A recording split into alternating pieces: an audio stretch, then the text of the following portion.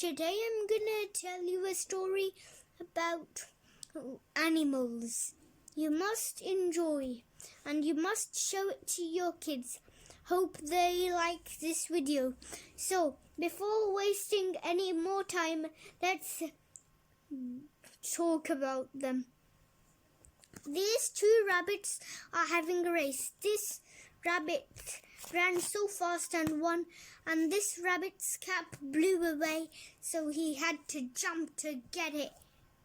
And this is a cat. The cat is fast asleep, and these butterflies are above flowers, and they're eating flowers, and this sheep is eating grass, and this pig is going in his bath.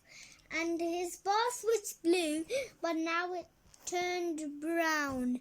And this mouse is having a slide on a leaf. And this well is full of water. And these bees are eating these bee flowers. And this horse is eating hay. And this mole is having lots of fun digging. These are two birds. This is the mommy and this is the baby. The baby is learning to fly.